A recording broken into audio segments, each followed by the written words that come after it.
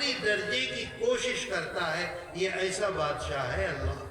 کتب علی نفسہ الرحمہ، اپنے اوپر لازم کر لیا ہے لوگوں کو فائدہ پہنچانا۔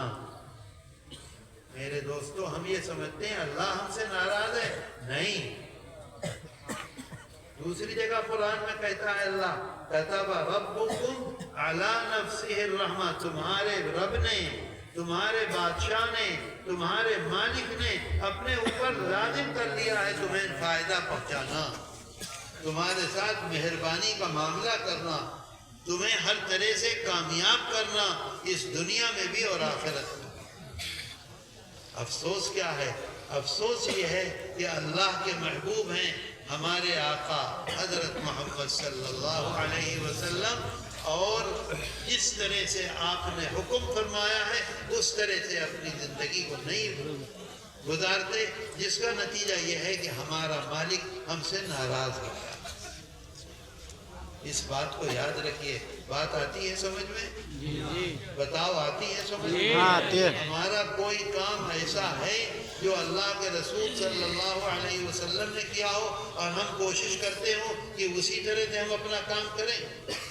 سچ بتاؤ، ہمارے یاد ہی میں نہیں ہے، ہم سمجھتے ہی نہیں ہیں آقا نے کیا کام کیا، بیوی کے ساتھ کس طرح کا معاملہ کیا۔ ہمارے آقا حضرت محمد صلی اللہ علیہ وسلم اگر اہلیہ برتن دھو رہی ہیں تو آقا جا کر آگ جلاتے تھے، اگر اہلیہ آگ جلا رہی ہیں تو آقا خود برتن دھونے لگتے تھے، گھر میں جھاڑو دینے لگتے تھے۔ مجھے بتاؤ، کبھی گھر میں جا کے جھاڑو دی؟ کبھی بیوی کا ہاتھ بٹایا کھانے میں؟ کبھی اس کو اپنے جیسا سمجھا؟ اللہ کہتا ہے قرآن میں واتقوا اللہ، ڈرو ڈرو ڈرو اللہ سے، تم نے مجھ کو درمیان میں ڈالا ہے اپنی بیوی کو جو لائے ہو۔ واتقوا اللہ الذی تساءلون بہ۔ میرے دوستو، ہر وقت ہمارا کام یہ ہے کہ اللہ کو ہم خفا کریں، اللہ نے جو کہا ہے اس کے خلاف چلیں، اللہ کے رسول صلی اللہ علیہ وسلم نے جو فرمایا ہے اس پر عمل نہ کریں۔ بتاؤ میں غلط کہہ رہا ہوں؟ بولو، ہم کھانا کیسے کھاتے ہیں؟ ایسے بیٹھ کر، ایسے بیٹھ کر کھاتے ہیں کہ نہیں؟ بتاؤ کیسے کھاتے ہیں؟ ایسے ہی بیٹھ کر کھاتے ہیں؟ کیسے بیٹھ کر کھاتے ہیں؟ ایسے ہی کھاتے ہیں۔ ہمارے آقا حضرت محمد صلی اللہ علیہ وسلم نے اپنی پوری زندگی میں کبھی ایسے بیٹھ کر کھانا نہیں کھایا، کبھی بھی نہیں کھایا، کبھی کھایا ہی نہیں۔ کوئی بھی بڑے سے بڑے عالم سے آپ پوچھئے، ایک حدیث نہیں بتا سکتے کہ آپ نے ایسے بیٹھ کر کھانا کھایا ہو۔ کتنی چھوٹی سی چیز ہے لیکن کتنی اہم چیز ہے۔ ہمارے آقا اور سردار حضرت محمد صلی اللہ علیہ وسلم نے کبھی دسترخوان پر ہاتھ نہیں دھویا، کبھی بھی نہیں دھویا۔ کوئی ایک حدیث نہیں بتلا سکتا کہ جس دسترخوان پر کھانا کھا رہے ہوں، جس برتن میں کھانا کھا رہے ہوں، اس دسترخوان پر، اس برتن میں آپ نے کھانے کے بعد ہاتھ دھویا، کبھی نہیں۔ میرے دوستو، آج دیکھ لیجیے، ایک ایک کام آپ نے کیا، اور ہمارے اکابر نے، قطب عالم شیخ الاسلام والمسلمین حضرت مدنی نور اللہ مرقدہ نے کبھی کوئی کام ایسا نہیں کیا جو آقا نے نہ کیا ہو اور حضرت مدنی نے کیا ہو۔ دیکھو آج 70 سال 60 سال ہو گئے دنیا سے گئے ہوئے، آج تک ان کا نام لوگوں کے دلوں میں ہے، آج تک لوگ نام لکھتے ہیں۔ کیوں؟ اللہ قرآن میں اعلان کرتا ہے ان کنتم تحبون اللہ، اگر تم اللہ سے محبت کا دعویٰ کرتے ہو، فاتبعونی، میری اتباع کرو، یحببکم اللہ، اللہ تمہیں اپنا محبوب بنا لے گا۔ میرے دوستو جو ہمارا محبوب ہے اس کی تکلیف کو ہم برداشت کر سکتے ہیں؟ ہمارا پوتا ہمارا محبوب ہے، اگر کوئی اس کو ایک تھپڑ مارے ہم اسے لاٹھی سے ماریں گے کہ نہیں؟ بتاؤ ماریں گے کہ نہیں ماریں گے؟ جہاں تک ممکن ہو سکے گا بدلہ لیں گے۔ اگر ہم اللہ کے محبوب بن جائیں تو دنیا کی کوئی طاقت ہمیں نقصان پہنچا سکتی ہے؟ دنیا کی کوئی طاقت۔ اللہ نے قرآن میں اعلان کر دیا قُلْ إِن كُنْتُمْ تُحِبُّونَ اللَّهَ، اگر تم دعویٰ کرتے ہو اللہ سے محبت کا فَاتَّبِعُونِي، میری اتباع کرو، آقا فرما رہے ہیں یحببکم اللہ، اللہ تمہیں اپنا محبوب بنا لے گا۔ ابھی میں مولانا سفیان کے ہاں تھا، ان کی نواسی ان کے پاس آ کر بیٹھے، مجھ سے کہنے لگے کہ یہ بچے آئے ہیں تو اب مجھے پتہ چلتا ہے اولاد کی کوئی محبت مجھے نہیں رہ گئی، ان بچوں سے محبت ہے، اولاد کی اولاد سے۔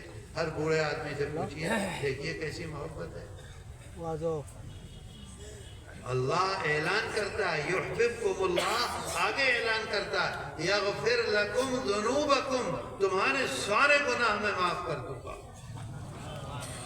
سبحان اللہ سے نہیں معاف ہوں گے، کرنے سے ہوں گے۔ اتباع کا مطلب کیا ہے جانتے ہو؟ ایک ہے اطاعت اور ایک ہے اتباع۔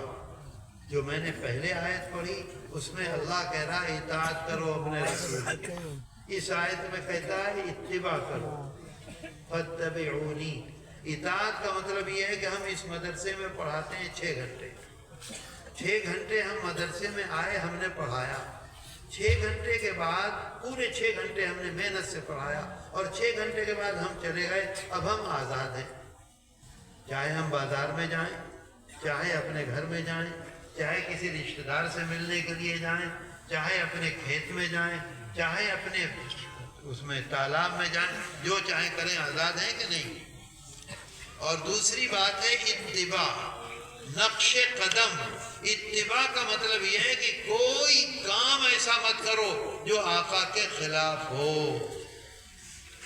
صبح سے رات تک، رات سے صبح تک استنجے جانا ہے تو ایسے جاؤ جیسے آقا جاتے تھے، پانی پینا ہے تو ایسے پیو جیسے آقا پیتے تھے، کھانا کھانا ہے تو ایسے کھاؤ جیسے آقا کھاتے تھے، بزنس کرنا ہے تو ایسے کرو جیسے آقا کرتے تھے، دوستوں سے ملنا ہے تو ایسے ملو جیسے آقا کرتے تھے، گھر میں بیوی کے ساتھ معاملہ کرو تو ایسے کرو جیسے آقا فرماتے تھے، اپنے بڑوں کے ساتھ معاملہ کرو تو ایسے کرو جیسے آقا فرماتے تھے۔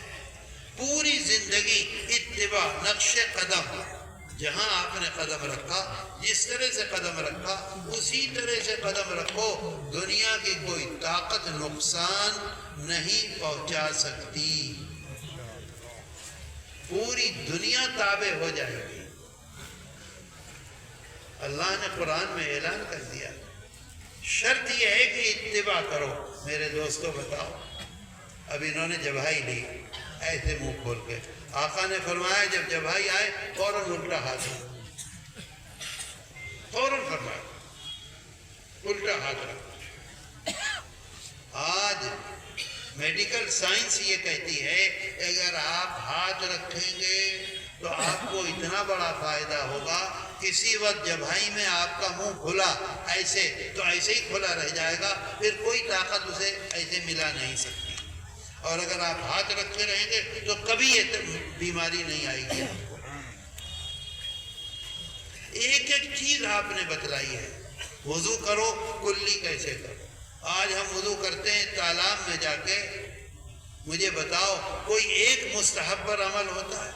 آپ نے فرمایا ناک میں سیدھے ہاتھ سے انگلی میں ناک میں پانی ڈالو، بائیں ہاتھ سے اسے خلال کرو اور پھر الٹے ہاتھ سے اسے چھنکو۔ مجھ کو کورونا ہو گیا تھا، دلی کا سب سے بڑا ڈاکٹر، اس نے مجھے ٹیلی فون کیا اور ٹیلی فون کر کے یہ کہا کہ ایک ہی کام کرنا ہے روزانہ 6 دفعے کم سے کم۔ میں نے کہا کیا؟ کہنے لگا کہ سیدھے ہاتھ میں پانی لے کر اپنی ناک میں ایسے چڑھاؤ اور پھر سر ایسے کر کے زور سے چھنکو، ایسے ایسے۔ مجھ سے کہا تو مجھے ہنسی آ گئی، کہنے لگا کیوں؟ میں نے کہا ہم تو 5 مرتبہ وضو کرتے ہیں، ایسے ہی کرتے ہیں۔ کہا بہت اچھی بات ہے، اسی وجہ سے تم ٹھیک ہو۔ اس ڈاکٹر نے ایک ہی چیز بتلائی کرونا کے ماہر نے، کہ ناک میں پانی ڈالو دن میں 6 دفعے، اور ایسے ڈالو اس میں رکھ کر